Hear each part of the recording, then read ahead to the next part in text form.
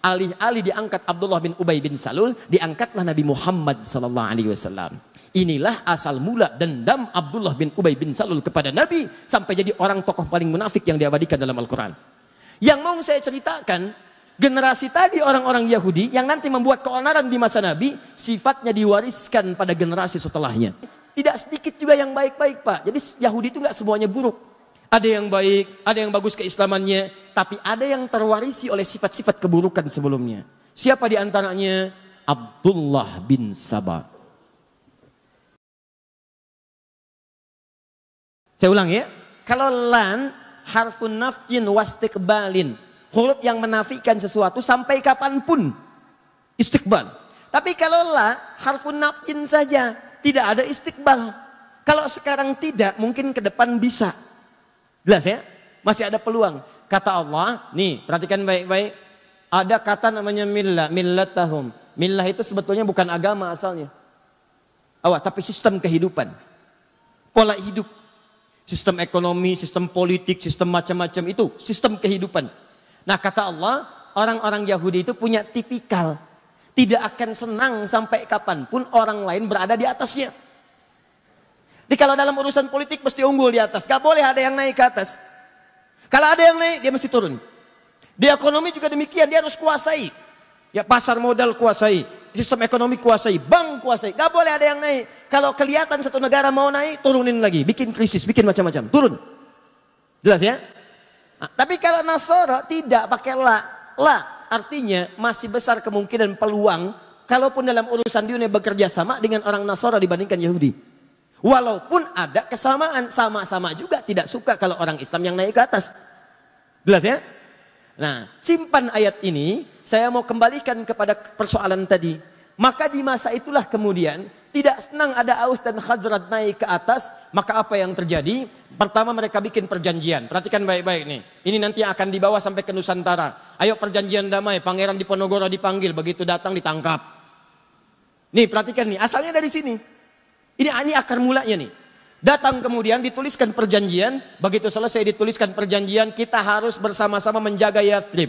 Kalau ada yang nyerang, kita bela sama-sama. Kita bekerja sama dengan baik. Baru dituliskan, belum kering tinta itu. Berapa masa setelahnya, kekhawatiran di kalangan mereka semakin memuncak. Diseranglah kemudian Aus dengan Khazraj. Dari belakang. Serang sampai mereka minta bantuan kepada klan dari Aus Khazraj yang berada di wilayah Syam. Syria dan Damaskus dan sekitarnya. Datang bantuan, dikalahkan, pukul, hancur orang Yahudi pada saat itu. Maka mereka mengajukan perdamaian. Kami damai aja, damai. Singkatnya berdamai mereka. Di sini kemudian saya ingin katakan satu hal yang penting. Ketika mereka berdamai, tertulis di tulisannya perdamaian. Tapi di belakangnya mereka berpikir, bagaimana caranya dalam suasana damai itu mereka tetap kalah di hadapan kita. Maka dimunculkanlah satu isu. Difikirkan oleh mereka dengan teori yang kelak dipraktekkan oleh para penjajah di Nusantara ini dengan nama divide et impera. Diadu domba. Anda bayangkan, dombanya di Garut yang ngadinya orang Yahudi. Diadu oleh mereka. Maka dibikin isu, di Khazraj dibikin isu, di Aus dibikin isu perpecahan. Saling serang akhirnya, dari situ tumpahlah permusuhan besar sampai bertahun-tahun, puluhan tahun terus antar generasi. Kalau ada satu luka di Aus, mesti luka di Khazraj. Kalaupun lukanya mungkin cuma kepleset di jalan Aus, di sana pun mesti luka juga. Di istilahnya kalau di sini ada yang kepleset, sana harus kepleset juga. Di sini ada yang meninggal, sana meninggal juga. Sampai kira-kira berlangsung cukup lama, mereka bosan, mereka sadar kita sedang dikerjai ini oleh sosok-sosok yang tak nampak. Maka mereka putuskan kita harus punya satu pemimpin yang dengan pemimpin itu bisa mendamaikan kita semua. Maka mereka lihat kriterianya hampir ditemukan pada seorang bernama Abdullah bin Ubay bin Salul. Begitu mereka lihat di kriterianya ada nih. Tapi takdir Allah menetapkan lain. Di tahun itu ketika mereka akan merekomendasikan Abdullah bin Ubay bin Salul, sekelompok dari mereka pergi ke Mekah. Untuk datang, sebagian berniaga, sebagian menunaikan haji. Bertemulah dengan sosok mulia Nabi Muhammad SAW. Berbaiat kepada Nabi, disampaikan infonya ke suku mereka. Begitu disampaikan, dikirim utusan yang kedua. Nanti ada baiat kepada Nabi, ada baiatul ridwan dan seterusnya. Maka mereka mengatakan, kami sudah merindukan engkau datang ke Madinah. Datanglah ke Madinah, maka kami akan angkat engkau sebagai seorang pemimpin. Singkatnya terjadi peristiwa hijrah dengan sahabat Abu Bakar, sampai kemudian ke Yathrib, datang ke Yathrib, belum jadi Madinah pada saat itu. Sampai datang itulah kemudian kotanya berubah, kemudian ditata oleh Nabi dari Yathrib, masih terbelakang, masih banyak yang kotor, tata di suasana yang rapi, bersih. Sesuatu yang tertata, rapi, bersih dalam daerah dikenal dengan nama Madinah. Muncul cahaya-cahaya kebaikan. Ya, semua perilakunya bagus, auratnya bagus. Sesuatu yang muncul dengan cahaya kebaikan disebut dengan Munawwarah. Maka berubahlah kota itu menjadi Al-Madinah Al-Munawwarah. Alih-alih diangkat Abdullah bin Ubay bin Salul, diangkatlah Nabi Muhammad SAW. Inilah asal mula dendam Abdullah bin Ubay bin Salul kepada Nabi, sampai jadi orang tokoh paling munafik yang diabadikan dalam Al-Quran. Yang mau saya ceritakan, generasi tadi orang-orang Yahudi yang nanti membuat keonaran di masa Nabi, sifatnya diwariskan pada generasi setelahnya. Sifat adu dombanya yang Aus dengan Khazraj tadi diselesaikan oleh Nabi, selesai. Itu diwariskan lagi pada generasi setelahnya. Begitu Nabi SAW wafat, maka mereka menyebar. Ada yang pura-pura masuk Islam, ada yang memprovokasi. Tidak sedikit juga yang baik-baik, Pak. Jadi Yahudi itu nggak semuanya buruk. Ada yang baik, ada yang bagus keislamannya, tapi ada yang terwarisi oleh sifat-sifat keburukan sebelumnya. Siapa di antaranya? Abdullah bin Saba. Abdullah bin Saba. Awas, kita sedang berbicara sejarah ilmiah nih, dan tidak menyoal kalangan atau manapun, ya. Di kalau nanti ada yang keberatan, duduk kita diskusi dan kita buka fakta sejarahnya. Sepakat ya? Nah, lihat sini. Ini di antara tokoh Yahudi yang konon disebutkan dalam sejarah pura-pura masuk Islam. Dan ini salah satu sosok yang terwarisi oleh tipikal buruk Yahudi-Yahudi sebelumnya. Padahal Nabi sudah obati itu. Aus Khazraj saya persaudarakan, kata Nabi. Yahudi-Yahudi yang lain silahkan boleh tinggal. Kita berniaga, dudukan, bikin piagam Madinah. Tapi apa yang terjadi? Ada yang berkhianat. Suku-suku yang 3 tadi saya sebutkan tadi berkhianat. Menyalahi kesepakatan. Bahkan ada yang hendak membunuh Nabi. Apa yang Nabi lakukan? Allahu Akbar. Yang sudah buruk tak terobati, maka dihukum dengan hukum negara. Hukum, eksekusi. Yang lain keluar. Mereka keluar diusir dari Madinah. Bukan karena Nabi yang usir, karena perilaku mereka sendiri. Sebelum ke Madinah itu tidak pada diusir. Usir ini, diusir, ditanggung di Madinah, diperbaiki. Diberikan pelayanan yang bagus, cuman berbuat onar juga. Maka dikeluarkan karena perjanjian yang sudah dibuat. Nah itu ketika menyebar keturunannya, menyebar sifat-sifatnya, maka diantaranya tertularkanlah kepada sosok ini. Ini eksis di zaman sahabat Uthman bin Affan radhiyallahu ta'ala anhu. Ketika Uthman menunjuk kerabat-kerabatnya yang pakar-pakar di bidang ekonomi itu menempati pos-posnya, maka orang ini bergerilya langsung masuk bukan di wilayah Madinah. Karena kenal Madinah itu. Orang Madinah semua kenal Uthman. Uthman itu orang baik, gak mungkin nepotisme, gak mungkin milih yang salah dan sebagainya. Maka dia masuk ke wilayah yang sulit dijangkau pada saat itu untuk memberikan informasi yang cepat. Datanglah dia ke Mesir di Afrika Utara. Dari Mesir. Mesir itu bukan Arab ya, secara geografis. Mesir itu Afrika Utara. Cuma bahasanya bahasa Arab. Secara kebahasaan disebut negara Arab. Tapi secara geografis disebut dengan Afrika Utara. Masuk wilayah Afrika Utara. Sama dengan Libya, Tunisia, Maroko, Aljazair itu wilayah Afrika Utara. Maka dia datang ke Mesir. Apa yang dia katakan di Mesir? Dia sebarkan isu bahwa khalifah saat ini, satu, telah melakukan nepotisme. Nepotisme. Dia pilih kalangan dari kerabat-kerabatnya saja. Tahan sebentar. Tahan. Sesuatu yang dituduhkan kepada orang lain dan itu tidak nyata, maka dalam bahasa Al-Quran itu disebut dengan fitnah namanya. Jelas? Sesuatu yang dituduhkan kepada orang lain dan sifatnya tidak nyata, maka itu disebut dengan fitnah namanya. Keburukan orang lain dibincangkan, nyata sifatnya, tanpa sepengetahuannya, maka itu disebut dengan gibah namanya. Jelas? Maka dituduh Uthman dengan sesuatu yang tidak nyata. Tuduh. Maka muncul fitnah. Uthman nepotisme. Dan berita ini kan gak seperti kita sekarang. Kalau sekarang ada berita di Amerika, sekian detik bisa kita klik. Kejadian di Rancaekek, kita berdoa semoga Allah muliakan dan sabarkan saudara-saudari kita insya Allah. Dan kita juga insya Allah apa yang kita bisa bantu, kita bantu saudara-saudari kita. Ada kejadian puting beliung kemarin itu kan. Kejadian di Rancaekek. Itu sedunia tuh bisa mengakses. Tsunami-nya di Banten, yang bela sungkawanya banyak. Kirimkan duka cita dari Turki, dari sini, langsung nampak. Ini zaman Utsman, telepon belum ada. Email nggak nampak. WhatsApp belum kepikiran. BBM tuh belum dikreasikan, nggak ada. Jangankan zaman Utsman, ya 80 tahun ke belakang, 50 tahun ke belakang, 30 tahun ke belakang, 20 tahun ke belakang, orang haji aja kan belum menemukan pesawat seperti sekarang. Berangkatnya pakai kapal laut. Kalau ada kabar dari Mekah nyampainya 6 bulan kemudian. Itu baru 20 tahun kemudian. Kalau orang berangkat haji pakai kapal dilepas, nunggu-nunggu nggak datang-datang. Udah pada lupa baru datang. 6 bulan setelahnya. Nah, kebayang bagaimana zaman Utsman. Utsman tidak tahu apa yang terjadi di Mesir nih, jaraknya terlampau jauh. Ternyata sudah bergerilya. Gerilya itu ke orang-orang yang mudah kemudian diprovokasi. Ke kalangan bawah, disebarkan isu. Yang kedua, ini yang mau saya katakan. Dan ini nanti nyampe ke kehidupan kita sekarang. Kata Abdullah bin Sabah itu, dia membentuk kelompok-kelompok pengikut-pengikut, dia katakan, sebetulnya yang paling layak untuk dapat kursi khalifah itu bukan Utsman, tapi Ali. Tahan. Sebetulnya yang paling layak itu bukan Utsman, tapi Ali. Coba lihat. Nabi Isa saja, Nabi Isa dikatakan naik ke langit, wafat akan turun. Apalagi Nabi Muhammad. Nabi Muhammad kan yang paling mulia. Tentu sebelum Nabi Muhammad dibangkitkan sebagai orang pertama, akan mengutus nanti generasi-generasi penerusnya. Sebagai wakil dari ajaran-ajaran Nabi. Itu yang akan membimbing. Maka dihembuskanlah. Siapa coba menurut Anda yang paling dekat hubungannya dengan Nabi? Maka dilihat. Ini kan yang paling pertama masuk Islam dari kalangan pemuda yang paling baik. Ali. Ali itu termasuk keluarga juga. Bahkan anak dari pamannya. Bahkan menantu Nabi juga. Anaknya jenius, pemuda yang paling hebat. Teman-teman sekalian, itu orang daerah, orang kampung yang tidak tahu info.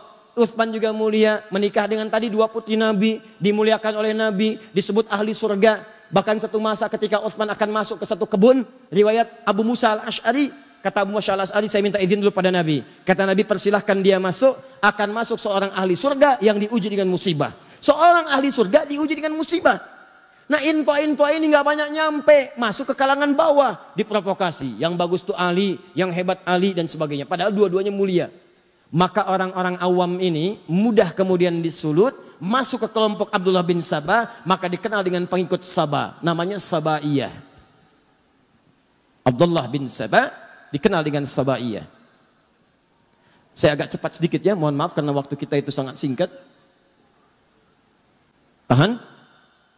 Maka terkumpul di wilayah Mesir. Dia coba infiltrasi wilayah Madinah. Begitu masuk, mental. Jadi karena orang tahu Utsman tinggal di Madinah, tahu kebiasaan Utsman. Jadi begitu akan menyoal Utsman, sebetulnya Utsman begini ya, jangan bicara tentang Utsman. Utsman lebih baik dari apa yang Anda katakan. Utsman kok nempatkan saudaranya di situ? Utsman itu lebih paham. Karena Utsman itu pakar di bidang ekonomi, dia tempatkan mungkin salah. Mental. Dia pergi ke daerah. Setelah itu apa yang terjadi? Setelah diprovokasi masanya makin banyak, maka Abdullah bin Sabah kemudian masuk dan mengatakan pada pengikutnya di wilayah Mesir itu, datanglah kalian kemudian ke kota Madinah. Sampaikan protes kalian. Kepung tulisannya Utsman. Datangi Utsman di sana. Maka mereka bergerombolan datang ke wilayah ini, datanglah ke Madinah. Ini yang datang ini bukan cuma datang. Ada yang bawa pedang, ada yang bawa pisau, ada yang bawa pentungan besi. Datang.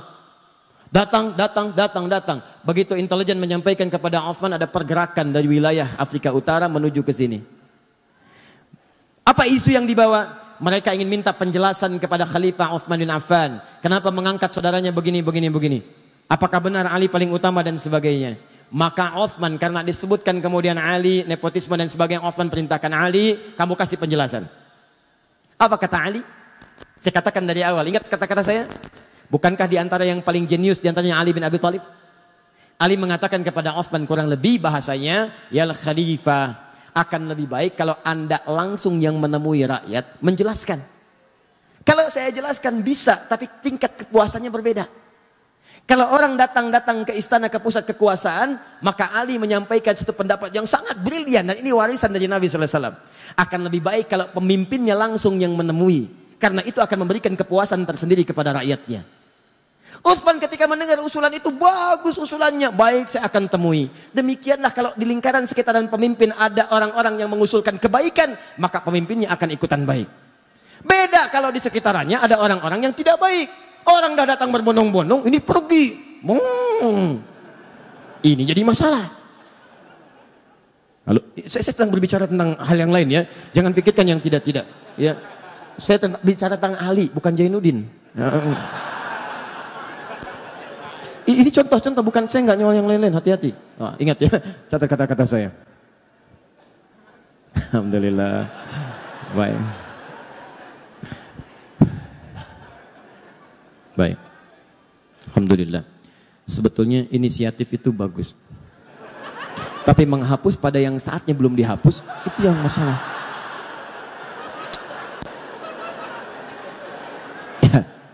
Itu sampai jangkrik aja nyari mana tulisannya katanya. Nah, ini jangkrik Mekah nih ada ke sini. Oh lalat, nih saya tulis lagi ya. Lihat nih, Quran surat kedua ayat 1. Kamu ada pindah dulu. Nah, lihat ini, udah ya. Nah, oh pindah langsung pergi. Ayo hapus lagi. Alhamdulillah. Sudah? Maka Utsman menerima usulan Ali bin Abi Thalib. Kemudian disampaikanlah, diterima itu semua. Ayo datang, terima dengan lembut. Kalau bahasa kita, kenapa kemari? Kami gak puas, marah tuh masa. Utsman tenang aja. Tenang aja, marah ini itu. Itu gak ditahan tuh. Bawa pedang dibiarin, bawa pentungan dibiarin. Bahkan Utsman kasih pengumuman. Tidak boleh ada di antara semua keluarga saya, semua sahabat dan kerabat semuanya, yang kemudian menghunus pedangnya untuk melarang mereka. Menghunus pedangnya untuk bisa mencegah mereka. Biarkan mereka dengan pedangnya datang. Dan Utsman hadapi dengan kelembutan. Kembalikan ke sarungnya, kata Utsman. Maka Ali tidak mengeluarkan. Bahkan berkomentar, kalau saya ingin sekali jadi pembela Utsman pada saat itu. Tapi kalau saya keluarkan, maka saya jadi orang pertama yang bermaksiat pada pemimpin saya. Maka semua taat kepada pemimpinnya, sarungkan, masukkan kembali, biarkan mereka datang. Maka semua menunggu. Dan Utsman meminta, semua kerabat-kerabat yang ada dekat saya, pulang kalian ke rumah. Pulang. Karena yang akan diminta pertanggungjawaban saya oleh Allah, maka saya akan hadapi. Semua diminta pulang. Supaya Utsman ingin menunjukkan bahwa persoalan kebijakan ditanya, saya jelaskan sendiri. Dan supaya tidak terkesan bahwa Utsman itu beraninya kalau cuma ada teman-teman di sampingnya. Maka diminta pulang, tinggal keluarga intinya saya di istana. Datanglah orang-orang itu dengan jumlah yang sangat banyak, bahkan di riwayat disebutkan melebihi jumlah sahabat yang memang pada saat itu sudah ada di lingkarannya. Datang mereka, apa kata Utsman? Setiap ditanya, jawab. Setiap ditanya, jawab.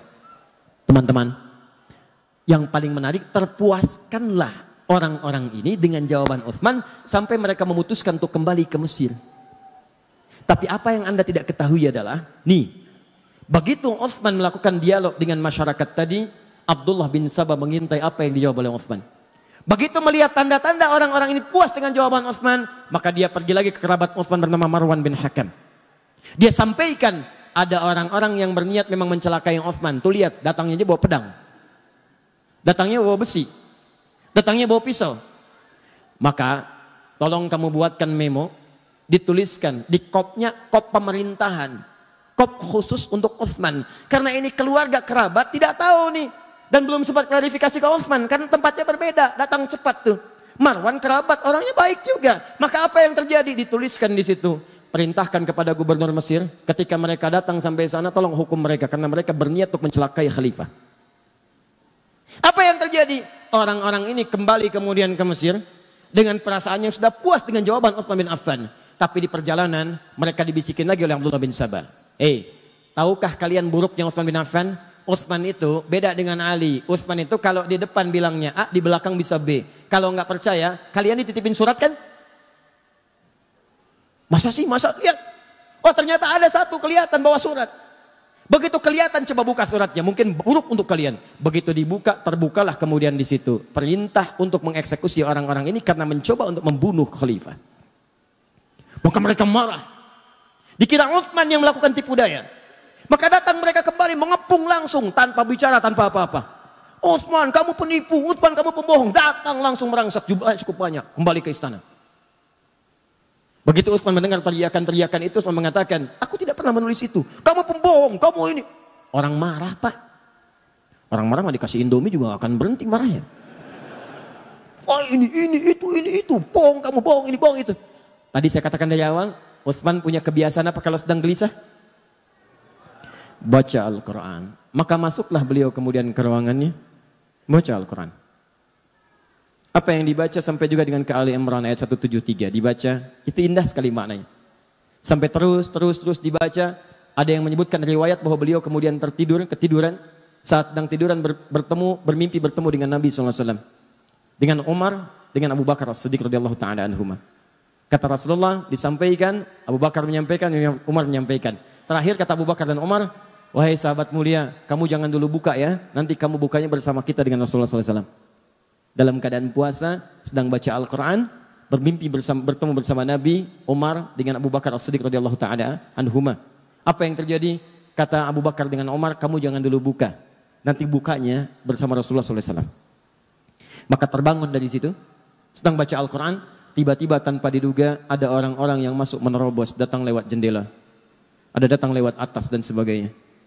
Ya. Ada riwayat menyebutkan Ali yang mendengar situasi ada kekacauan langsung mengutus anaknya Hasan. Hasan Husain berangkat ke sana. Lihat apa yang terjadi. Kalau situasi tidak bagus, tolong jaga Utsman. Apa yang terjadi? Begitu sudah sampai sana didorong Hasan dengan Husain menjauh mereka. Saat ada keributan keluar itulah beberapa orang naik ke atas, ada yang naik ke atap, ada yang masuk lewat jendela. Maka mereka langsung mendobrak, langsung masuklah ke kamar Utsman bin Affan. Ada satu orang pertama dikisahkan diberikan julukan dengan Mautul Aswad.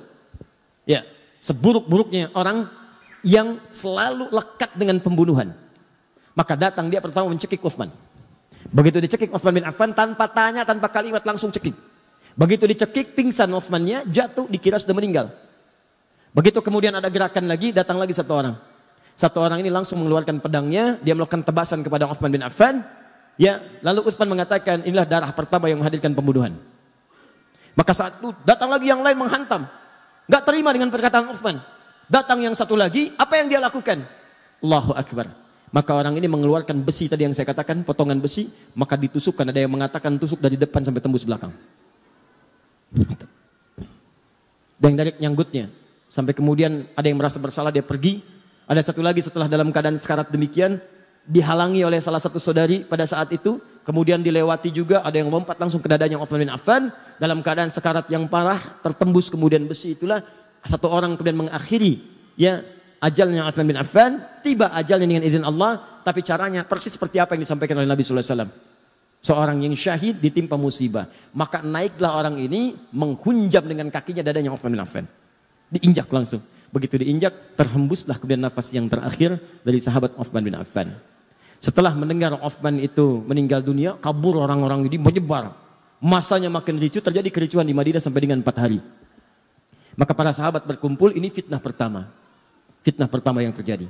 Maka para sahabat berkumpul untuk mengatasi kekacauan ini, maka mereka bersepakat mesti ada pemimpin baru yang diangkat untuk mengatasi kekacauan. Karena kekacauan sudah menyebar. Khalifah tidak ada, pemerintahan tidak stabil, wilayah makin luas. Maka ini muncul pemberontakan di sini. Ini muncul pemberontakan. Maka untuk mengatasi itu diangkatlah kemudian dengan mufakat semuanya sahabat Ali bin Abi Thalib. Perhatikan apa yang dikerjakan oleh Abdullah bin Sabah. Begitu Ali diangkat, dia gerilya lagi.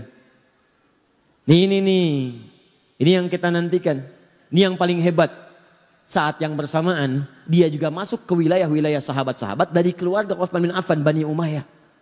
Di Bani Umayyah itu siapa saja? Banyak. Ada Muawiyah, ada Amr bin As, ada yang jadi gubernur di Damaskus di Syria. Masuk info pelan-pelan dari bawah. Kalau Ali sengaja tidak menolong Utsman supaya Utsman cepat meninggal dan digantikan oleh Ali bin Abi Thalib. Masuk fitnah lagi. Tuh lihat bagaimana hembusannya tidak berhenti sampai di situ. Begitu wafat diangkat Ali sibuk menyelesaikan pemberontakan. Padamkan ini, padamkan itu, padamkan ini. Sementara Abdullah bin Sabah melihat seperti itu, dia melihat, ini kalau begini terus peluang saya habis dengan kelompok-kelompok saya. Maka dia masuklah kemudian lewat orang-orang terdekat dari kalangan sahabat, termasuk istri Nabi SAW, Sayyidah Aisyah. Dia masuk ke Talha radhiyallahu ta'ala anhu. Dia masuk ke Zubair, itu Zubair radhiyallahu ta'ala anhu. Masuk ke wilayah sahabat. terutama masuk ke wilayah sahabat yang dekat hubungannya dengan Utsman bin Affan, klan Utsman, sampai ke Bani Umayyah. Mereka katakan, perhatikan tuh, Ali itu memang benar-benar sibuk dengan kekuasaan sampai lupa menghukum kisos orang yang telah membunuh Utsman bin Affan. Sebetulnya masalah gampang, kalau ini dikisos selesai masalah. Tuh lihat cara berpikirnya. Padahal pemberontakan itu sudah banyak pada saat itu. Maka ketika infiltrasi yang buruk ini masuk, disebarkan isu, maka menyebar kemudian. Jadi panaslah kalangan-kalangan itu. Datanglah perwakilan mereka kepada Ali bin Abi Thalib. Mengatakan, Ali, ini sudah berlalu, kenapa belum dikisos mereka? Kata Ali, sebentar. Ini kan yang datang masa. Masa ini harus diteliti satu-satu. Harus ada bukti yang jelas, berikan saya waktu. Begitu menyampaikan demikian, tidak puas semua. Nggak bisa, ini nggak bisa. Disulut lagi dari bawah. Sampai terjadi kemudian perang Jamal. Perang Unta. Diprovokasi, masuk kemudian ke lingkungan para sahabat yang lainnya. Ingat teman-teman sekalian, para sahabat itu mulia, udul. Jangan katakan apakah para sahabat mudah terprovokasi, bukan. Karena cara pandang sahabat bukan provokasinya, cara pandang sahabat pada hukumnya. Sebagian mengatakan kalau salah, ketahuan harus segera dihukum. Mereka tahu yang salah si fulan, tapi Ali berpendapat buktinya perlu jelas dulu. Kan sekarang juga dua alat bukti yang jelas, demikian kan? Sahabat tahu ini pelaku si fulan, si fulan, si fulan. Cuma Ali perkenankan saya mengumpulkan bukti dulu. Yang lain minta segera dikisos karena sudah tahu si fulan, Ali bertahan dulu sampai mengumpulkan bukti yang kuat. Dikacaukan ini oleh tadi para penyusup tadi. Maka diprovokasi, kalian sahabat Nabi, kalian orang mulia, ini nanti akan diminta pertanggungjawaban oleh Nabi. Kenapa tidak dihukum? Tegur Ali. Sampai terjadi perang Jamal. Jamal itu unta.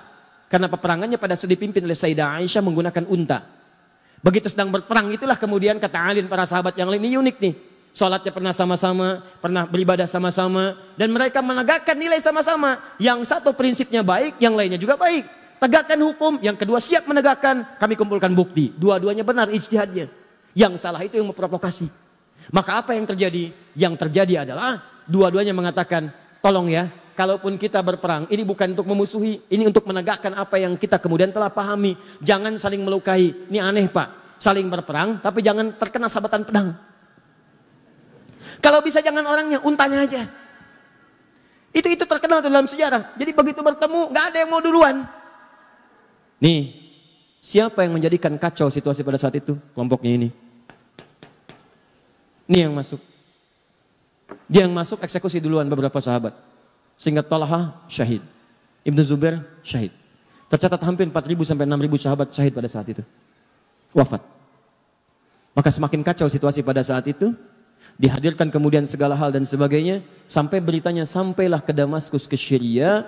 Pada tokoh yang masih sangat kuat pada saat itu. Teman-teman sekalian dari klan Bani Umayyah. Pada kekuasaan Muawiyah. Sampai dengan ke Amr bin As. Kemudian diantara pendukungnya. Maka ketika Ali menjelaskan situasi pada Sayyidah Aisyah. Ini begini. Beliau memahami akhirnya. Oh ternyata ini ada yang provokasi. Ini begini. Duduk. Semua duduk. Tapi itu tidak sampai kepada Syam di Syria. Yang saya katakan tadi, belum ada pesawat, belum ada telepon. Berita yang sampai di sana, pendukungnya Utsman dianiaya oleh Ali. Bayangkan. Sehingga ketika Ali mengatakan kita harus jaga stabilitas ini. Lebih baik kuatkannya pemerintahan dulu. Aisyah akhirnya ya mengakui kita bayat. Semua bayat. Tenang. Tapi sampai ke Syam itu nggak nyampe beritanya. Akhirnya apa yang terjadi? Diprovokasi. Karena ini sudah perlakuan yang buruk, maka kami, kata ini nih, pengikut ini datang ke sana, kami hanya akan mengangkat khalifah bukan Ali, yang kami angkat Muawiyah saja. Maka diangkatlah kemudian khalifah di sana sampai mendeklarasikan sebagai khalifah baru. Anda bayangkan tuh, fitnahnya luar biasa. Maka apa yang terjadi? Sudah nggak sempat, konon ada yang menyebutkan Muawiyah kirim utusan untuk klarifikasi, tapi di tengah jalan kemudian dieksekusi. Begitu dieksekusi oleh kelompok dari sini, sempalan sini, nyampe berita ke sana, Ali yang eksekusi. Semakin kuat kemudian rasa bencinya, marahnya, diprovokasi demikian, maka menyiapkan pasukan.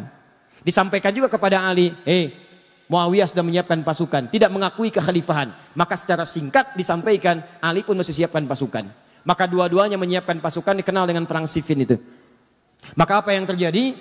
Ali mengatakan, ini karena sudah makar terhadap negara, kita harus bereskan, tapi dengan cara yang mulia. Sama kayak tadi tuh, pelan-pelan, karena sama muslim. Gak ada yang mau nyakiti, gak ada yang mau macam-macam. Ini masuk lagi nih. Yang ini nih, aduh. Nanti saya tunjukkan kepada Anda, ini cuma contoh orang, tapi pemikirannya diwariskan. Dalam setiap hal-hal yang terjadi semacam ini, Anda akan temukan provokator-provokator bertebaran. Termasuk sekarang semakin bertambah eranya, tapi ini nggak akan berubah. Termasuk di YouTube juga banyak provokator nanti. Nanti akan temukan itu. Kembalikan ke sini. Jadi begitu sudah masuk, singkatnya bertemu, lebih besar pasukan dari sebelumnya, terjadi peperangan itu sampai pasukan Muawiyah terdesak. Ya, apa yang terjadi pada saat terdesak Muawiyah? Saya katakan di belakang kan ada Amr bin As yang seterusnya, itu jenius. Kata mereka, sudah kita kalau teruskan akan kalah nih. Dan makin banyak korban. Gini aja, supaya duduk sama-sama diskusi, duduk dengan baik, maka kita lakukan tahkim. Tahkim itu tombak Al-Quran. Ya, kemudian bukan ditombak untuk menunjukkan sesuatu yang kotor, bukan. Maksudnya untuk berhukum dengan hukum kitabullah. Kenapa menggunakan tombak? Karena mudah diangkat begini. Kalau ngangkat orang kan belum ketahuan apa maksudnya. Begitu dipanah dari belakang meninggal, repot lagi. Maka yang diangkat Al-Quran begini semua berbaris di belakang Muawiyah. Ketika berbaris diangkat kemudian mushaf. Saat diangkat itulah kemudian Ali mengatakan tidak itu siasat, saya tahu itu siapa yang bikin. Karena Ali kenal Amr bin As. Tanya dulu mereka, kalau mereka ingin tahkim mereka harus menyerah dulu. Mereka harus menyerah. Kalau sudah menyerah baru tahkim. Karena situasinya sedang demikian kacau. Kalau tidak menyerah duduk sama-sama maka mustahil bisa diskusi dengan baik. Ini Ali. Wah, ketika Ali perintahkan terus dorong mereka sampai mereka menyerah.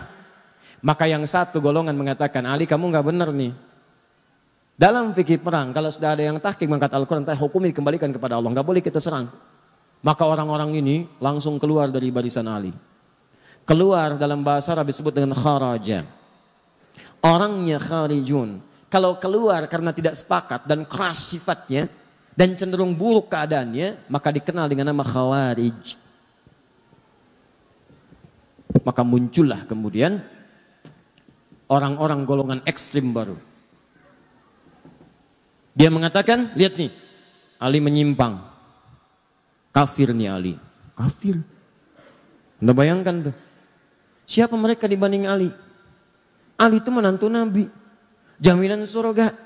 Pemuda paling hebat, paling setia. Nyawanya dikorbankan bahkan untuk risalah Islam, bahkan untuk Nabi. Dalam peristiwa Isra Mi'raj, itu cuma ada 3 orang di rumah itu. Begitu akan berangkat kata Nabi, Ali, kamu tidur di tempat tidur saya ya. Saya dengan Abu Bakar akan hijrah. Kamu yang gantikan di sini. Itu tahu tempat tidur Nabi itu. Itu yang jadi tujuan. 100 orang pemuda pasukan khusus sudah ngintai, taruhannya nyawa. Ali masih muda, Abu Bakar sudah sepuh. Dengan Nabi mau berangkat. Apa kalimat Ali? Bala ya Rasulullah. Siap, siap dengan nyawanya. Tidak pernah tertuliskan di buku sejarah manapun Ali protes. Misal ada kata-kata, ya Rasulullah jangan saya, Abu Bakar aja yang tuaan dikit. Misalnya, enggak tuh.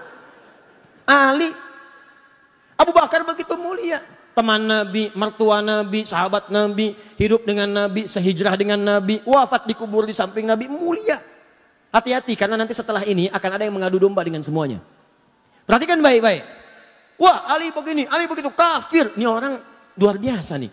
Baru belajar 1-2 hari udah nyebut Ali kafir. Kafir, kita keluar dari Ali. Orang-orang ini, nih, ini lagi kesini nih asalnya. Provokasi, Ali kafirnya, Ali nggak benar. Melanggar ketentuan Allah, kafir Ali. Maka keluar dia.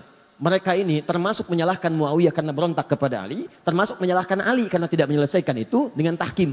Maka mereka memandang Muawiyah itu kafir, Ali kafir. Kanan kiri kafir. Ini kafir, ini kafir. Hukumnya wajib dibunuh. Ini yang kelak kemudian hari mengincar dan mengintai Muawiyah, Amr bin As, dan Ali bin Abi Thalib. Kubu sana, nih orangnya, Muawiyah, Amr bin As. Ini tokohnya nih, gara-gara dia nih berontak nih. Sini lagi, ini Ali nih, gak mau bertahan dengan hukum Allah. Bunuh, habisi semua. Maka mereka kembali disiapkanlah kemudian eksekutor. Dilihat di mana Muawiyah, di mana Amr bin As, di mana Ali. Maka disiap-siapkan pada satu subuh, direncanakan pembunuhan. Cuma takdir berkata lain. Ali datang ke masjid untuk menunaikan salat. Muawiyah konon diriwayatkan sedang sakit tidak bisa berangkat. Amr bin As bisa mengelak. Maka gagal pembunuhan kepada Muawiyah dan Amr bin As. Dan Ali kemudian wafat dalam tusukan-tusukan yang telah disiapkan oleh golongan-golongan ini. Kelak golongan ini bertransformasi. Mewariskan pemikiran-pemikiran mereka. Walaupun kelompok-kelompoknya itu tidak nampak ke permukaan. Sedikit tapi doktrinnya begitu jahat. Pokoknya kalau beda dengan mereka kafir. Nih. Dan hukumnya bunuh, eksekusi, bom. Apapun itu. Mau bom panci, bom kulkas, bom ini, bom itu. Pokoknya harus mati. Terus sekarang tuh. Makanya hati-hati ya. Saya ingatkan hati-hati nih. Ini yang saya mau katakan. Kita masuk kepada intinya. Ini termasuk tantangan dakwah di masa kini. Kalau Anda ikut pengajian, ikut taklim, dikit-dikit orang lain kafir. Dikit-dikit orang lain kafir. Wajib hukumnya dibunuh. Orang tua sendiri kafir. Wajib hukumnya disembelih. Tolong mikir dulu. Pikirkan dulu. Itu orang tua melahirkan antum. Mohon maaf ya, mohon maaf. Quran aja mengatakan, ini Al-Quran loh. Quran surah 31 ayat ke-15. Sekalipun antum ada yang masuk Islam, orang tuanya belum muslim. Antum duluan muslim misal. Itu tidak boleh Anda menyakiti orang tua dalam urusan dunia. Dalam urusan akhirat silahkan beda-beda. Kalau diajak boleh nolak. Tapi dalam urusan dunia jangan sekali-kali Anda menyakitinya. Apa kata Allah? فَإِنْ جَاهَدَاكَ عَلَىٰ أَنْ تُشْرِكَ بِي مَا لَيْسَ لَكَ بِهِ عِلْمٌ فَلَا تُطِعْهُمَا. Kalau ada orang tua masih non-muslim mengajak kepada perbuatan syirik, ngajak kamu ibadah lagi seperti mereka, kamu tolaklah dengan cara yang lembut. Jangan ditaati. Lihat. وَصَاحِبْهُمَا فِي الدُّنْيَا مَعْرُوفًا. Tapi selama kamu hidup di dunia, maka perlakukan mereka dengan perlakuan yang indah. Kalau punya gaji lebih, berikan hadiah. Kalau punya makanan, bagi. Kalau punya rezeki melimpah, bagi. Dan saat itulah doakan kepada Allah supaya mereka mendapat hidayah. Tiba-tiba datang golongan ini mengatakan, kamu muslim ya? Muslim. Orang tua kamu kafir tuh, bunuh. Ini yang bahaya. Halal darahnya, tumpahkan darahnya. Ada orang pengen minta pendapat ke pemimpin, datang ke istana. Tumpahkan darahnya. Anda siapa? Nah ini kayak gini nih, tembak, bom, ini semua. Datang kemudian, ke Jalan Tamrin, bawa mobil, dar meledak. Itu yang dibom siapa? Yang meninggal siapa? Dan semua bertentangan dengan hukum Al-Quran. Katanya Anda berpedoman pada Quran. Kata Quran, buka kembali ayatnya teman-teman sekalian. Lihat lagi ayatnya. Siapa yang sengaja merencanakan pembunuhan? Wa may yaqtul mu'minan muta'ammida fajaza'uhu jahannam. An-Nisa ayat 91 sampai 92 itu. Siapa yang merencanakan pembunuhan pada satu orang sengaja apalagi dia beriman, maka balasannya neraka jahanam. Khalidan fiha, kekal di dalamnya, nggak pernah keluar. Anda mau haji, mau umrah, haji setahun sekali, umrah baca Quran sampai khatam, sampai hafal, sampai jadi hafid, tapi sengaja merencanakan pembunuhan terhadap satu orang saja beriman, kata Allah nggak peduli, neraka jahanam, kekal di dalamnya. Wa ghadiballahu alaihi, dan Allah murka kepadanya. Kalau nggak taubat, murka. Anda tidak disukai di Soreang, pindah Ranca Ekek. Nggak disukai Ranca Ekek, pindah Kota Bandung. Kota Bandung nggak suka, pindah lagi Bekasi. Banyak harapan di Bekasi, harapan indah, ujung harapan sampai ke Duta Harapan dan seterusnya. Tidak disukai di sana, pindah. Di Indonesia nggak disukai, pindah. Tapi kalau Allah tidak menyukai Anda, mau pindah kemana? Wala'anahu, dilaknat dia, wa'adalahu 'adzaban 'azima, dan dijanjikan siksa berkali lipat. Pertanyaan saya, orang beriman yang mana yang mau punya cita-cita masuk neraka jahanam? Makanya tolong dipikir dulu. Kalau ada yang ngajak-ngajak bom ini, bom itu, masuk markas polisi, bom, bu. Itu di sana banyak orang-orang beriman, masuknya musola juga. Masuknya masjid juga. Ini masjid diror. Masjid diror dari mana? Apa kriterianya? Lihat dulu. Bahaya orang kayak gitu. Itu waktu kejadian bom Jalan Tamrin itu. Duar. Saya di Lampung langsung ditanya, Ustadz, apakah bom di Jalan Tamrin termasuk jihad fisabilillah? Saya bilang, Pak, sependek pengetahuan saya, jihad fisabilillah itu jihad di jalan Allah, bukan di Jalan Tamrin. Kaidahnya lain, Pak. Paham ya? Kemudian ketika mereka keluar dari barisan Ali itu disebut dengan Khawarij dan melahirkan paham tadi. Jadi hati-hatinya kalau pengajian itu ada yang begitu. Ya, ini hati-hati nih, tembak, bom, bunuh ini tanpa alasan, maka itu yang bahaya. Dan itu sekarang diciptakan. Tahu orang-orang tahu. Karena yang buat dulu ini nih sama juga dibikin lagi kelompok-kelompok. Diciptakan di bawah.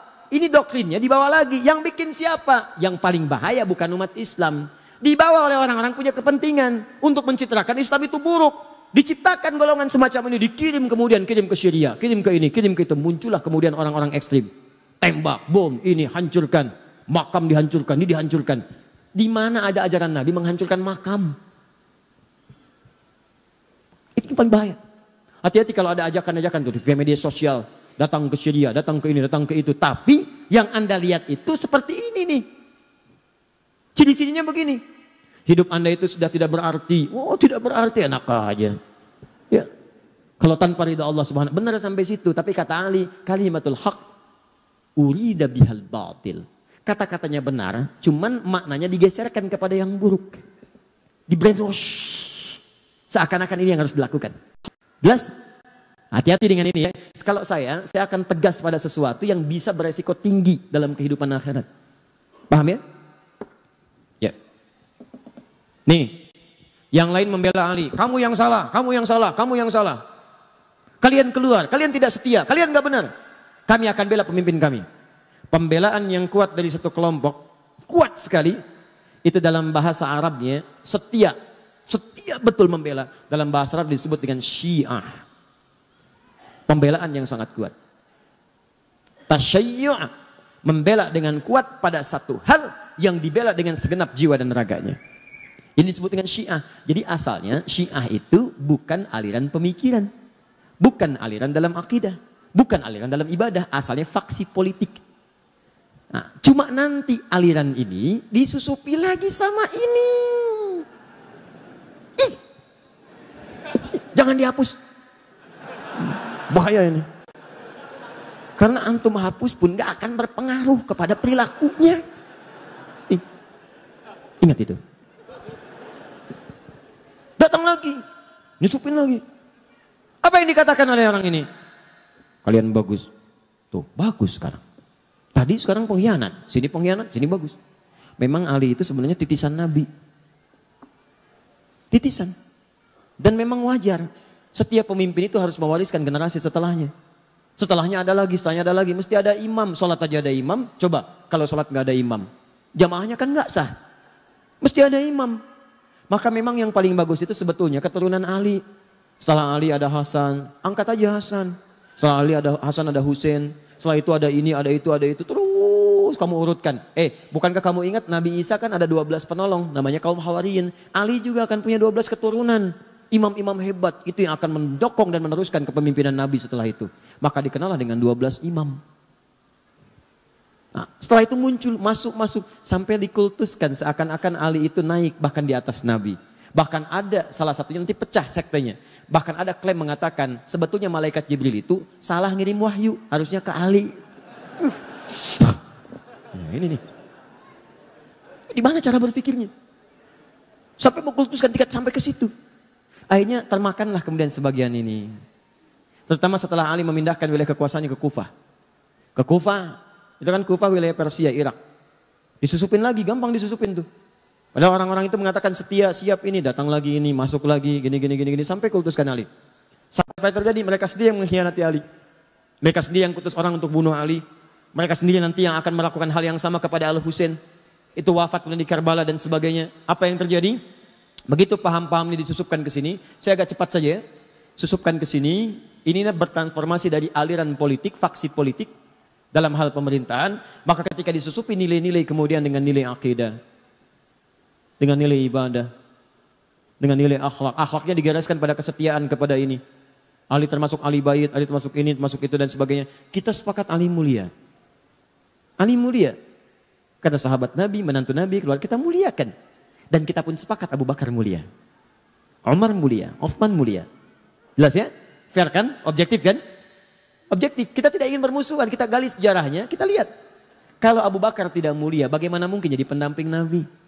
Kalau Umar tidak mulia, bagaimana mungkin dipilih oleh Nabi sebagai orang yang pemberani? Membela Nabi. Kalau Utsman tidak mulia, bagaimana disebut dengan ahli surga? Tiba-tiba orang ini datang mengatakan, hei Abu Bakar, Umar dengan Utsman merampas hak Khalifah Ali. Dirampas oleh mereka. Hafsah itu begini, Aisyah sampai tuduhan yang sangat buruk kepada Aisyah. Buruk sekali. Disebut perempuan yang saya nggak bisa ungkapkan lah. Nggak nyaman gitu. Anda bayangkan ya, Anda kenal Abu Jahal? Udah ngapus yang salah. Kenal Abu Jahal. Luar biasa. Cuma di sore yang tapi nggak apa-apa mas. Di Palembang ada yang kenal Firaun.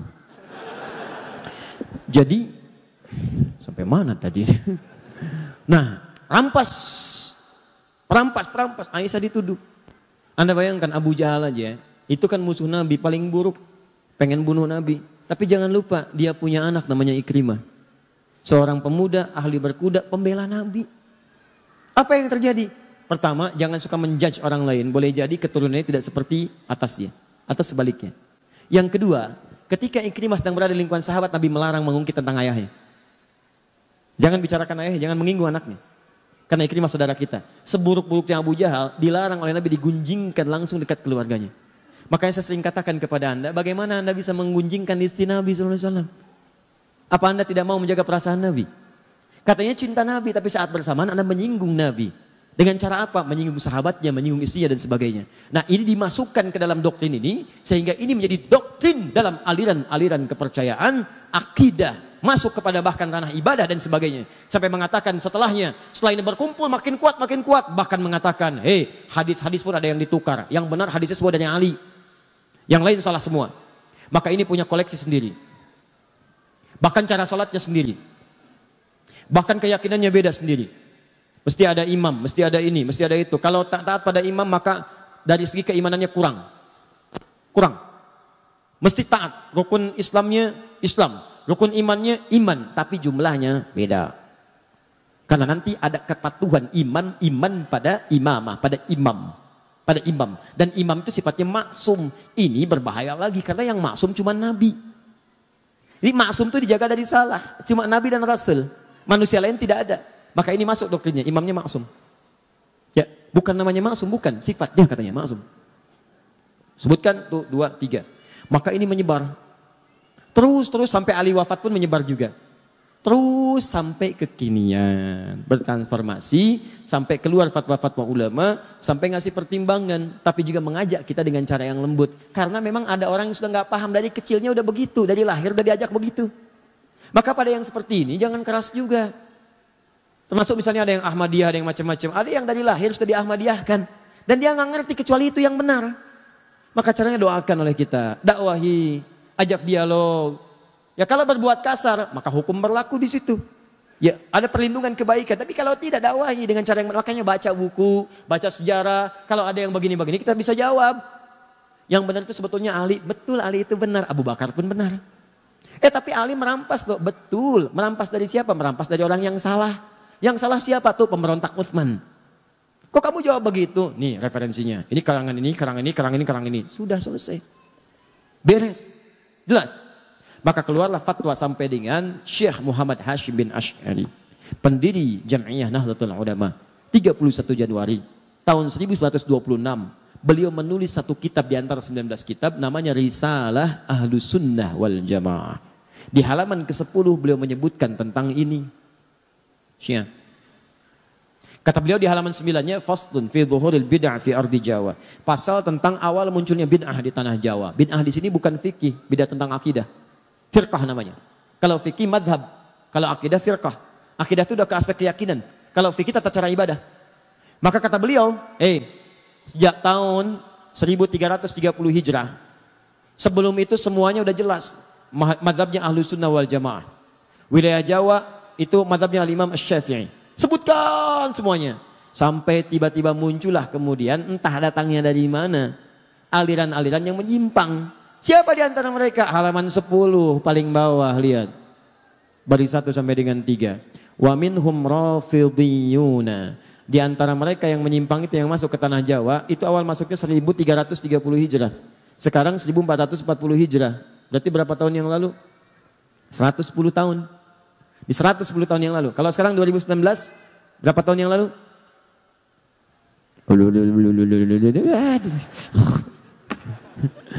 Ya pokoknya 110 tahun yang lalu. Ya, baik, datang ke tanah Jawa. Apa yang dilakukan? Rafidhiyun. Rafidhi itu menunjuk kepada orangnya. Rafid. Sifat yang disebut Rafidah. Apa Rafid itu? Menolak dengan cara yang kasar. Ya, radda menolak. Tapi menolak dengan cara yang kasar, rafadha. Minum mas. Terima kasih, itu lembut. Ini minum mas. Non cianawan aing. Luar biasa. Siawani ka aing, siawani aing sieun. Pokoknya. Itu rafadha namanya. Itu mas. Begitu ditolak, orangnya namanya Rafid. Jamaknya Rafidhiyun. Kenapa disebut dengan Rafidhiyun? Karena mereka menolak keabsahan Khalifah Abu Bakar, Umar dengan Utsman. Tolak oleh mereka, nggak benar. Karena mereka menolak semua riwayat yang datang dari klan-klan ini. Hadisnya salah, ininya salah, keyakinannya salah. Mereka punya klan sendiri. Maka kata Syekh Hashim, lihat, yasubbuna sayyidana Abu Bakrin radhiyallahu ta'ala anhu wa Umar bin Khattab radhiyallahu ta'ala anhu. Mereka kerjaannya seringkali mencela Abu Bakar dan Umar khususnya. Cela habis. Cela, semua yang salah. Anaknya Abu Bakar cela. Pokoknya perlakuannya buruk gini. Hafsah anaknya Umar cela juga. Nggak layak jadi istri Nabi. Bahkan disebut Nabi itu dijebak. Bagaimana Nabi bisa terjebak? Perempuan tidak baik. Bagaimana Nabi bisa menikah dengan perempuan yang tidak baik?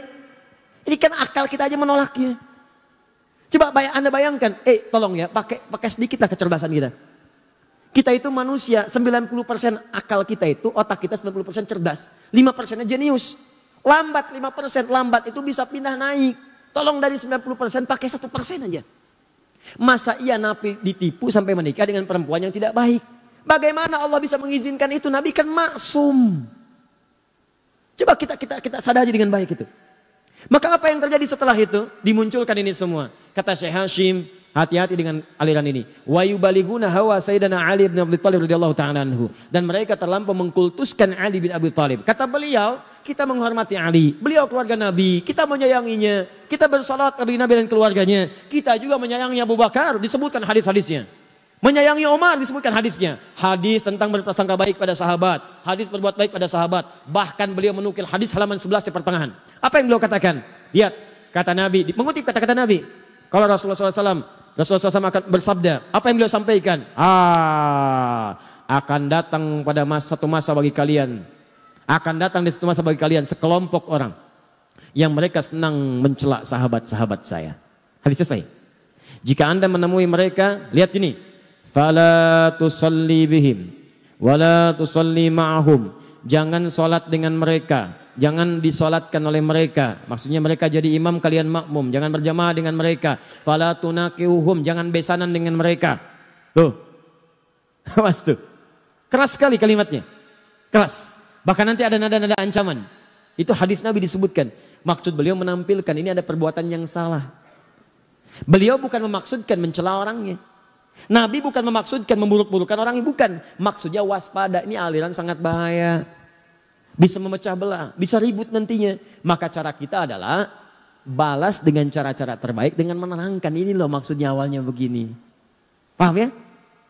Nah, maka kalaupun ada di sekitaran kita yang seperti itu, pertama kita berdoa kepada Allah. Semoga mendapatkan hidayah untuk jadi baik dalam kehidupan. Yang kedua, kitanya pun belajar, baca lagi, baca sejarah. Sehingga ketika nanti diskusi kita punya argumentasi, terangkan. Kalau sudah kita terangkan gak mau juga, itu pilihan masing-masing. Jelas ya? Dan itu dijamin oleh negara, pasal 29 ayat 2. Negara menjamin kemerdekaan tiap-tiap penduduk untuk memeluk agamanya masing-masing dan beribadah meluk agama dan kepercayaannya itu. Jelas ya? Nah, maka ini tantangan dakwah yang kedua selain tadi Khawarij. Kenapa saya sampaikan ini teman-teman? Karena ini kekinian bertransformasi dan banyak bertebaran di sekitaran kita sekarang. Saya tanya, ada paham-paham yang gampang mencap kafir yang lain? Ada, bahkan sekarang lebih dahsyat. Kalau dulu mikir-mikir dulu, bunuh, itu mikir dulu. Sekarang begitu mudahnya. Tebar bom, tebar ini, tembak, eksekusi dan sebagainya. Dan yang paling berbahaya, gerakannya masif lewat media sosial sekarang. Tahukah Anda? Saya beberapa pekan ke belakang ini sedang menyelesaikan kasus-kasus ini, masuknya ke pesantren. Anak-anak pesantren. Bahkan sempat saya duduk satu ruangan, kumpul anak pesantren. Pertanyaannya udah ada list mereka, hampir semua sama begitu. Ya, ini disebutkan, ini zalim, ini zalim, ini zalim. Berlaku hukum mati, berlaku, ya Allah. Saya lihat pelan-pelan, dari mana tahu ya? Dari Quran sini, Quran surat berapa? Ayat berapa? Nah, ayat sebelum itu apa? Ayat setelah itu apa? Riwayat dari siapa? Saya tuliskan. Kamu ini hafal Quran juga tidak, bacakan gak mampu, bisa menyimpulkan hukum, tahu dari mana? Saya terangkan nih, Qurannya nih, ini ayatnya begini, buka mushafnya, lihat mushafnya, halaman sekian, paling kanan sebelah bawah, lihat sini nih. Sebelumnya ini, kaitannya dengan ayat yang ini, kaitan sebelumnya ayat yang ini. Untuk menafsirkan ada namanya siyak, ada lihak, ada sibak. Ustaz apa itu lihak? Lihak itu bukan saudara kamu, lihak itu ini nih. Siyak itu ini, terangkan. Setelah itu baru, oh bukan oh, salah itu. Perbaiki begini. Wah, pelan-pelan berubah. Paham ya? Baik. Sama juga teman-teman sekalian dengan yang kedua ini juga waspada. Ini tidak disukai. Dan yang paling bahaya dari semua itu adalah Awal mulanya muncul dari provokasi. Provokator itu termasuk kalangan orang-orang munafik, itu yang langsung diisyaratkan oleh Al-Quran. Yang paling dahsyat tidak disebutkan nama-namanya. Dalam kaidah tafsir disebutkan, kalau ada informasi tidak disebutkan nama, tokoh, tempat, dan kejadiannya, ini menunjukkan kejadian itu akan berlangsung kembali di masa depan dengan tokoh-tokoh yang berbeda. Tantangan dakwah sekarang bukan muncul pada kelompok-kelompok ini semata, nama-nama dan sebagainya. Karena kita sudah paham dari sejarah. Yang paling bahaya itu adalah provokasinya menyebar ke lingkungan dakwah. Dulu Ali disampaikan provokasi, diadu dengan Utsman. Diadu dengan Sayyidah Aisyah, diadu dengan Tolha. Mereka ulama, paham fikih. Sekarang ulama juga diadu, ustadz diadu, masuk ke YouTube, Ustadz Adi diadu dengan ustadz lain. Potong videonya, hajar 1, 2, 3, dimunculin tuh. Ah, itu juga sama, provokator. Itu keturunannya ini nih yang tadi yang gak dihapus nih.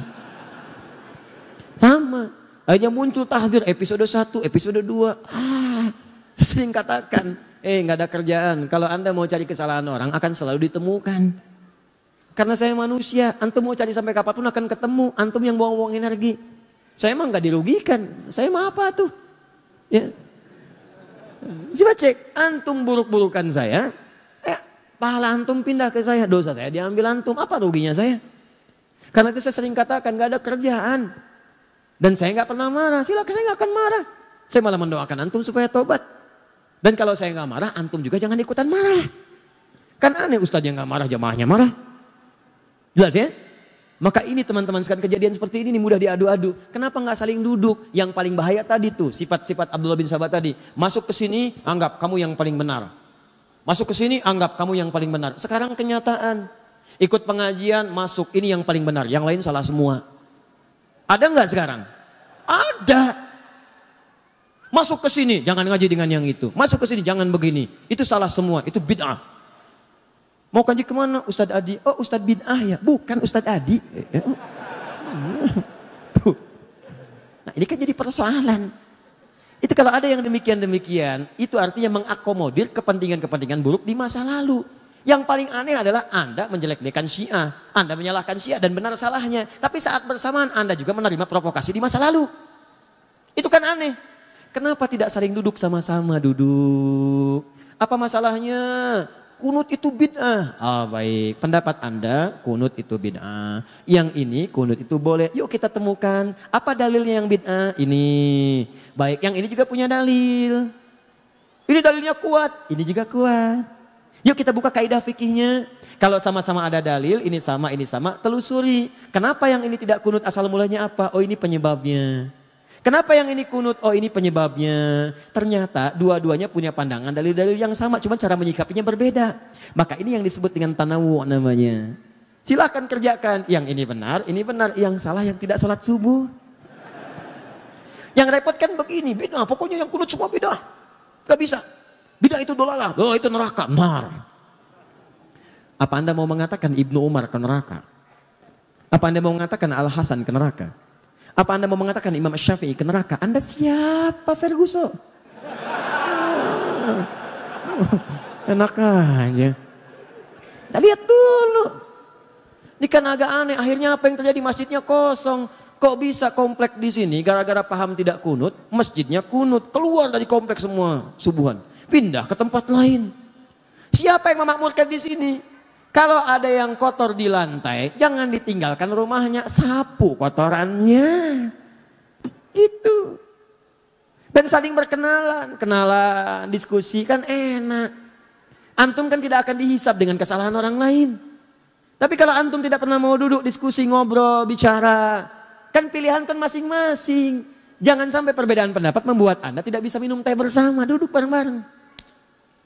Ngopi, bagi yang ngopi, duduk bicara, ta'aruf, kenalan dengan yang lainnya. Kan prinsipnya jelas, tak kenal maka tak. Bukan tak sayang ta'aruf bu, ta'aruf. Ibu kenal suami tetangga tidak harus sayang. Masa kenal suami tetangga kenal dan langsung sayang? Tak kenal maka ta'aruf. Bisa aja. Udah. Jelas ya? Nah, saya tanya, fitnah ini dahsyat tidak? Dahsyat. Pengaruhnya terasa sampai sekarang? Sesuatu yang dahsyat terasa besar sampai juga tantangannya terus sampai kemana-mana akhirnya. Kemana-mana. Itu dalam bahasa Arab disebut dengan kubra namanya. Kubra. Maka muncul istilah fitnah kubra. Fitnah itu akhirnya menyebar kemana-mana lewat persoalan yang berbeda-beda. Akhirnya dengan tujuan yang sama mengarahkan keburukan pada kehidupan berkeprimanusiaan. Akhirnya saya menyarankan kepada semuanya hati-hati dengan indikasi-indikasi keburukan. Tapi kalau tidak sepakat, duduk dialogkan. Kecuali kalau tindakan sudah anarkis. Anarkis balas lagi dengan pembelaan-pembelaan yang benar yang dibenarkan oleh hukum. Jelas ya? Dan juga bagi siapapun termasuk pemirsa dimanapun Anda yang berada. Jika tidak sepakat dengan bahasan ini, mari kita duduk diskusi. Secara ilmiah. Ya, Anda punya referensi, kami punya referensi. Kalau referensi kami salah, jangan pernah merasa ingin membela kesalahan. Akui, oh ini keliru, yang benar ini. Kalau Anda benar, maka kita ikuti. Kalau saya benar, Anda salah, saya tidak paksa Anda mengikuti saya. Fair kan? Objektif ya? Nah, itu baru kita nyaman dalam belajar. Maka itulah inti materi kita pada hari ini. Nanti ada yang lain lagi. Apa yang lain lagi? Dahsyat dan sekarang terjadi. Dan kreativitasnya tinggi sampai masuk ke televisi. Dan itu diungkap oleh Syekh Hashim dalam kitabnya Risalah Ahlussunnah wal Jamaah. Yang paling bahaya, itu bisa menggugurkan amalan-amalan Anda sebelumnya. Bahkan bisa memasukkan Anda ke neraka. Dan dahsyat itu terjadi kekinian. Apalagi sekarang musim-musim ini mau mendekat amalan ini bisa terjadi. Nah sekarang apakah amalan ini teman-teman sekalian? Itu yang akan kita bahas bulan depan nanti. Ya, sekalian saya bawa kitabnya sekalian saya tunjukkan. Ini. Wah pokoknya luar biasa lah Pak. Kalau dulu itu cuma sekedar datang. Kalau sekarang tampilannya lain. Pakaiannya kayak ustadz, ininya begini. Bahkan ada di TV ada macam-macam. Anda mesti hati-hati. Karena itu bisa menjerumuskan. Kata beliau ini sangat bahaya. Bahkan ada yang bisa menjerumuskan ke neraka. Nah apa amalannya? Bulan depan. Ya. Sekira itu ya. Sudah jam 10 kita istirahat dulu. Dan kita pahami dengan baik itu diamalkan. Insya Allah jam 12 saya ada di Al-Murabbi. Sekalian saya menulis buku baru. Itu dibahas nanti malam. Nanti malam di Istiqomah kalau saya tidak keliru. Itu bahagia dalam naungan Al-Quran dan Sunnah. Yang siang di Al-Murabbi kita akan bahas nih. Amalannya ringkas. Tapi pahalanya begitu melimpah. Kalau Anda kerjakan amalan itu. Dosa-dosa Anda seketika akan gugur dan pahala Anda naik. Kalau Anda meninggal pada saat itu. Insya Allah statusnya juga syahid. Nah, apakah amalan itu? Nanti siang. Pada zuhur. Subhanakallahumma bihamdika asyhadu an la ilaha illa anta astaghfiruka wa atubu ilaik. Wa akhiru da'wana alhamdulillahi rabbil alamin. La'afu minkum. Sebelum saya tutup dengan salam, saya ingin mengajak pada kita semua. Pertama, ini kita sedang banyak diuji ya. Ya ada juga ustadz-ustadz kita yang diuji dengan penyakit, Ustadz Arifin, ya, Ustadz Bernard, ustadz yang lainnya juga mungkin yang tidak saya ketahui. Ada juga mungkin teman-teman dari yang lain yang tidak hadir juga diuji. Ini juga ada yang satu orang tuanya sakit, ada yang kanker serviks, ada yang diuji di lingkungan. Kita sama-sama berdoa kepada Allah Subhanahu wa taala, semoga Allah angkat penyakitnya, Allah berikan kesembuhan segera dan Allah muliakan kita semua insyaallah. Allahumma taqabbal minna innaka antas samiul alim wa tub alaina innaka antat tawwabur rahim. Allahumma rabbana ya Allah ya arhamar rahimin salli ala habibikal karim rasulikal mustafa amin sayyidina Muhammadin wa ala alihi wa sahbihi ummati ila yaumiddin. Allahumma rabbana la tada' lana fi maqamina hadha wa fi kulli maqamin dhanban illa ghafartah wa la hamman illa farajtah. Ya Allah, jika ada di tempat ini atau kerabatnya ya Allah yang datang membawa lumuran dosa, jangan biarkan meninggalkan tempat ini kecuali Engkau telah ampuni segala dosa-dosanya. Kalau ada yang hadir di sini membawa kegelisahan, jangan biarkan dia meninggalkan tempat ini kecuali Engkau telah tenangkan keadaan hatinya. Allahumma wala maridhan illa syafaitah. Ya Allah, jika ada di tempat ini atau kerabatnya, keluarganya, teman-teman kami, sahabat kami tengah Engkau uji dengan penyakit seberat apapun, maka mohon angkat dan sembuhkan segala penyakitnya. Allahumma ya Allah ya Rabbal Alamin wala asiran illa yassartah. Jika ada yang hadir di majlis ini membawa kesulitan di rumah tangganya ya Allah, apapun di pekerjaannya atau kehidupan sosialnya, maka mohon dengan keikhlasan amalannya ya Allah, ringankan segala kesulitannya dan hilangkan segala kesulitannya. Allahumma taqabbal minna innaka antas samiul alim wa tub alaina innaka at-tawwabur rahim. Allahumma ikfina ya Allah bi halalika wa haramik, ikfina ya Allah bi ta'atika wa ma'siyatik, ikfina ya Allah bi fadlika amman siwak. Ya Allah, mohon cukupkan kami dengan yang halal daripada yang haram. Cukupkan kami agar bisa berbuat taat dan menjauhi maksiat, dan cukupkan kami mengharap keutamaan darimu saja daripada yang lainnya. Allahumma rabbana atina fid dunya hasanah fil akhirati hasanah wa qina adzabannar. Bifadlika subhana rabbika rabbil izzati amma yasifun wa salamun alal mursalin. Subhanakallahumma bihamdika asyhadu an la ilaha illa anta astaghfiruka wa atubu ilaik. Wa akhiru da'wana alhamdulillahi rabbil alamin. Assalamualaikum warahmatullahi wabarakatuh.